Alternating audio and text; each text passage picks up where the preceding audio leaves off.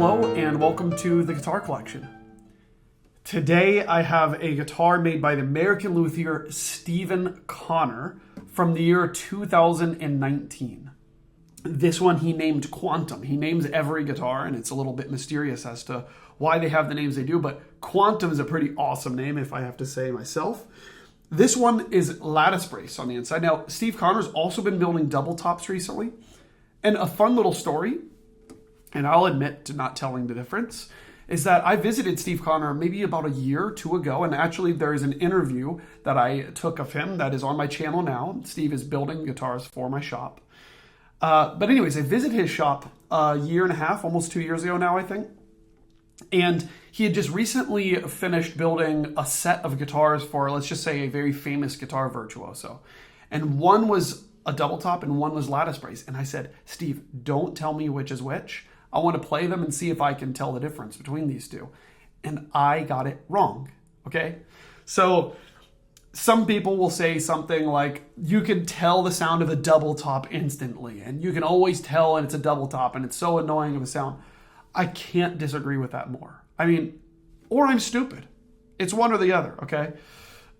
You can't just instantly tell if something is a double top. Now, I should take that back. Some guitars have a very distinctly double top or distinctly lattice brace sound that I think I could detect.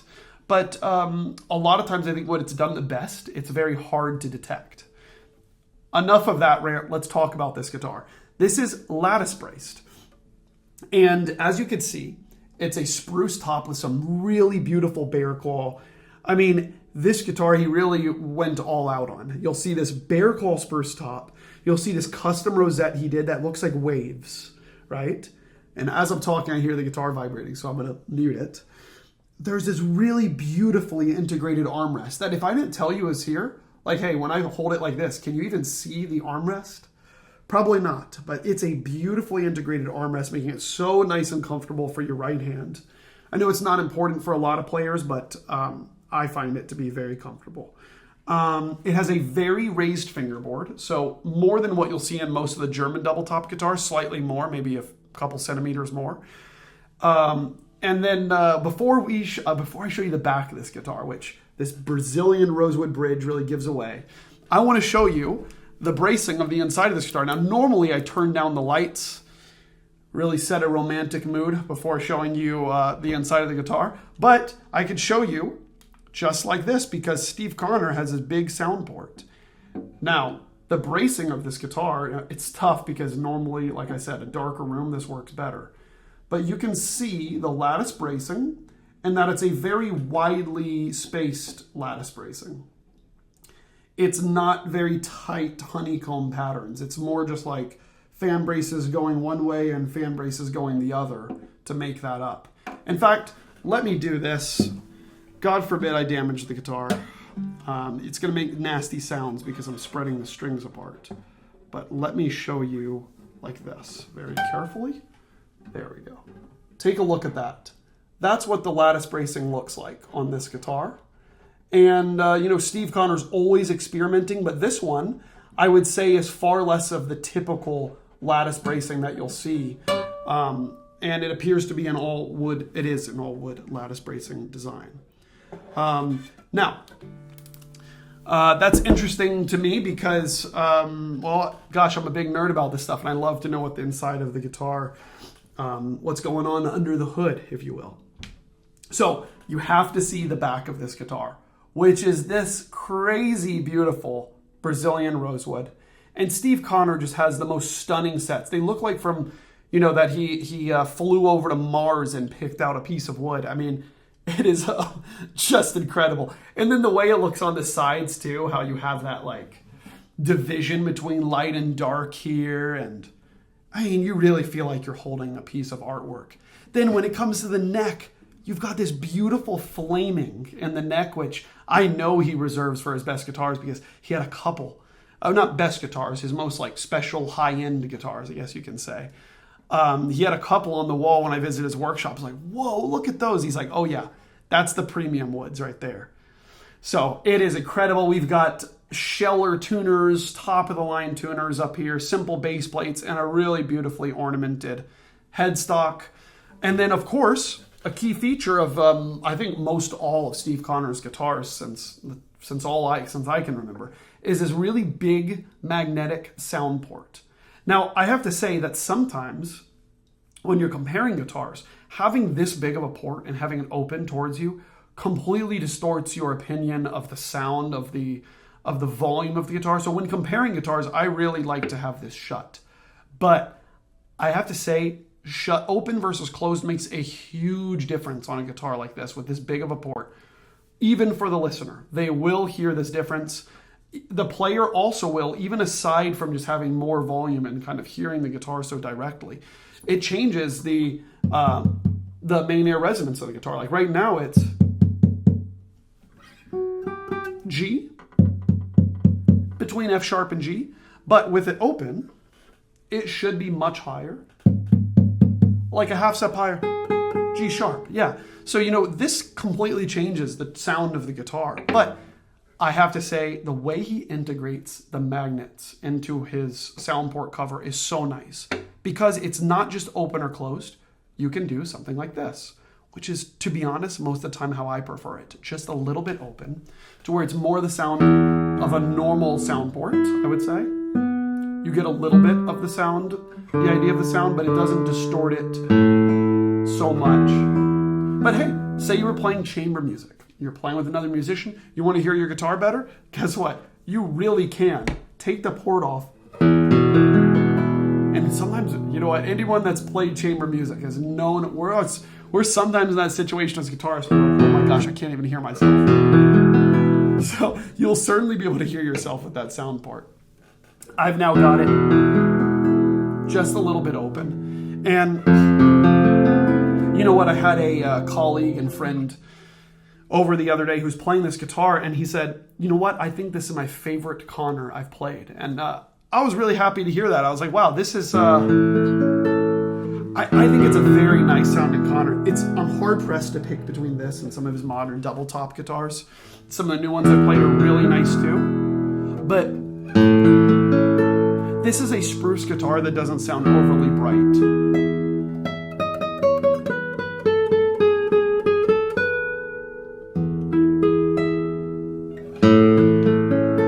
And it doesn't sound overly lattice, which I'm pretty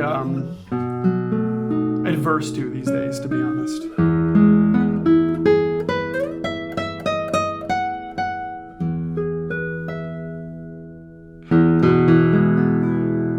So, I would be lying to you if I said that this sounds just like this Santos Hernandez that I played. No, it doesn't sound like an old Spanish guitar. It sounds like a modern masterpiece. It has tons of volume. It's much more predictable everywhere you play. And maybe your fingers have to work a little bit less to get the sound that you're looking for.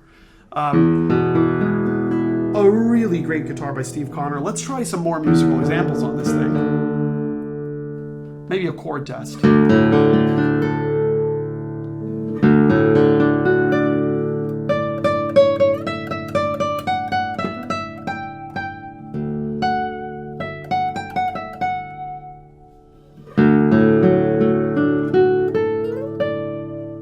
Maybe we'll try Prelude 11 by Tárrega.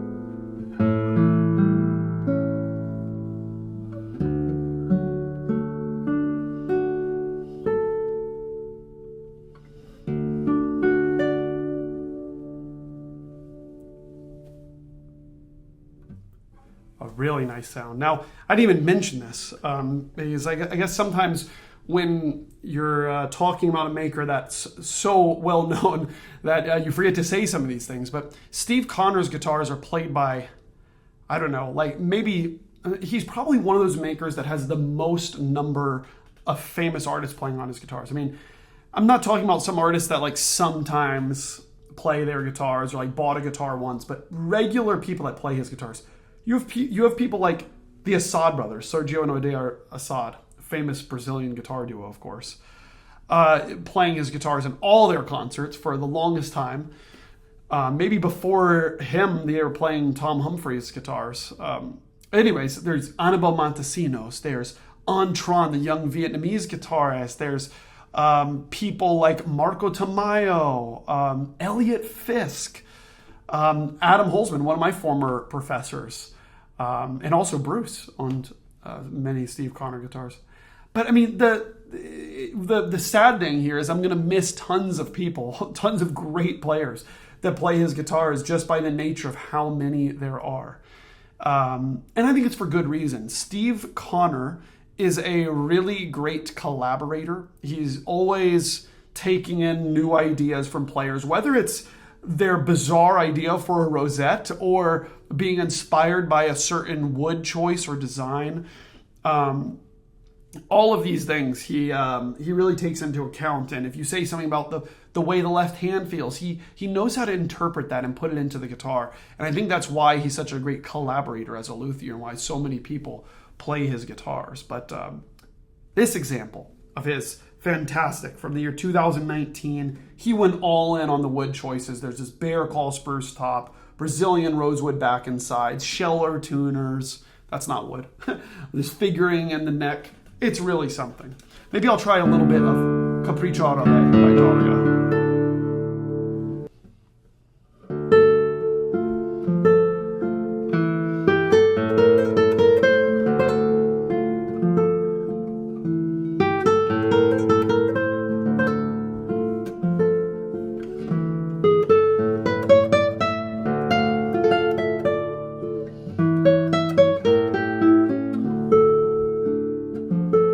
Such a crystalline sound.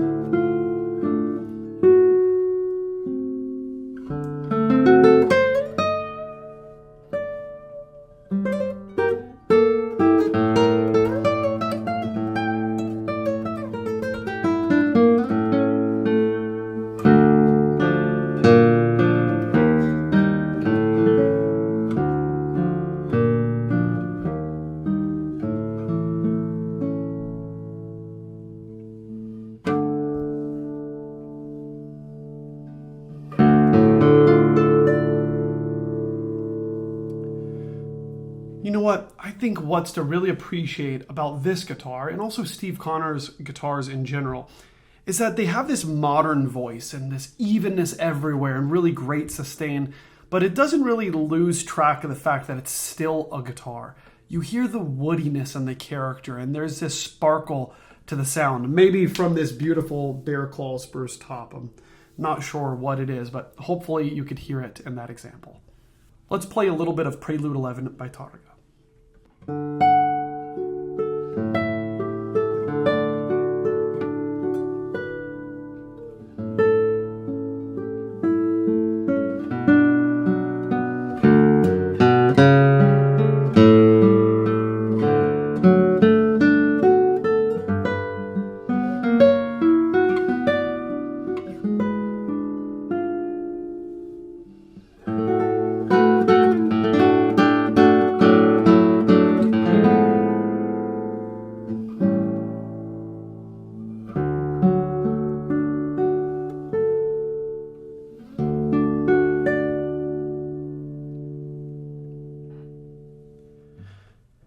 You know what? There is something about Stephan Connor's guitars that when you're holding them, when you're playing them, when you're looking at them, you just feel like you're holding something great, like a piece of furniture that is also the most beautiful music making tool in the world, like being behind a Steinway. It's like there's the weight to it. There's a weight to this guitar, not like a Smallman or something like that, but it is a heavy guitar that sits very nicely in your lap. The polish is perfect. The woods are beautiful. And then when it comes to the sound, you feel so secure everywhere. So it feels like you have something, very important, magical, and stable in your lap. Hopefully that makes sense. It's sometimes it's very hard to describe the things that separate guitars from one another. So if you're interested in learning more about this guitar, check it out at guitarcollection.com. You'll see a full album of photos, really beautiful photos of this thing, and as well as a full description for this guitar. Of course, the listing is there as well. Don't forget to subscribe to this YouTube channel. Leave a comment. Let me know what you think about this guitar. And don't forget, there's also a place on guitarcollection.com where you can enter in your email address. That way you don't miss out on new arrivals. I often send out emails letting you know when new exciting instruments have arrived. So thanks so much for watching this video, and I'll see you in the next one.